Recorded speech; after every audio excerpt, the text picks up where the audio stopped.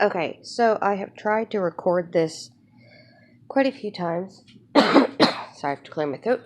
Okay, so it's the last week of June, and on Monday, I somehow at 5:30 in the morning ended up in like excruciating pain.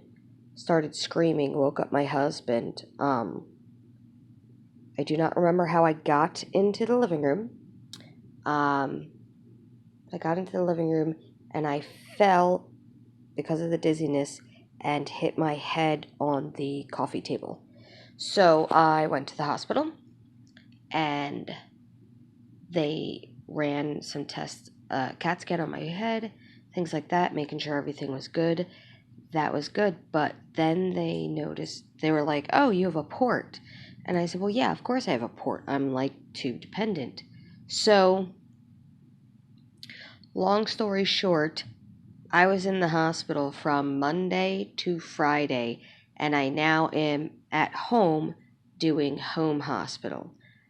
Not my best time in my life right now, but I'm doing antibiotics in like a ball to help get rid of this. I'm going to be on antibiotics for a total of 20 days, is what they're looking at.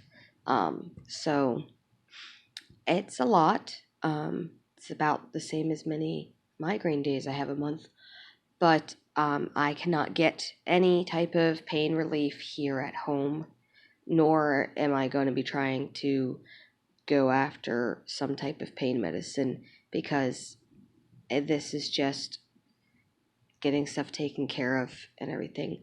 So I was completely toxic, almost dead, and because I hit my head, I went to the hospital and they found that out when I was there.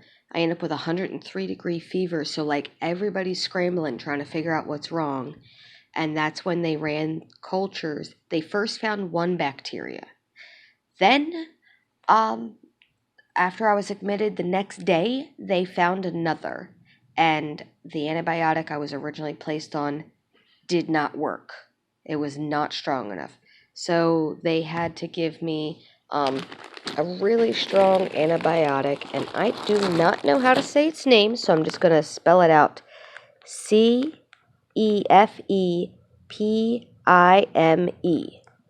Okay, so that is what it is for the antibiotic.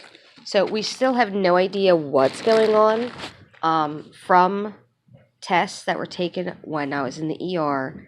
They are concerned about it being a GI bacteria, which would mean either I have leaky gut syndrome, or when my tube got replaced this February that just passed, that maybe when they had to thread the wire because it was clogged on the outside, that it like poked a hole through the stomach or poked a hole through the intestines. Nobody really knows, but this doctor who I had at the hospital with infectious diseases, I had a whole team with me. They said that basically they thought one of my organs was dying. So yeah, that was fun near-death experience. Not as fun as my first one. My first one was nice, easy, and calm. This one was violent and scary because the pain of it made my body jerk, and I still do not have all of my memory back, even about stuff that I knew from before I hit my head. So they do think that because my temperature was so high and not knowing how long I was at that temperature because I had no clue I was sick, made it that I could have had brain damage.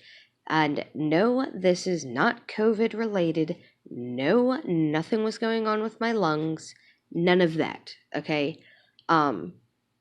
I just apparently went into a flare up and I septic. I have a port and a feeding tube. They tested both, and they also tested my internal organs, and they think it's an internal organ, but they can't narrow down which one. So looks like possible surgery is going to be in my future later on. So I'm just trying to get better.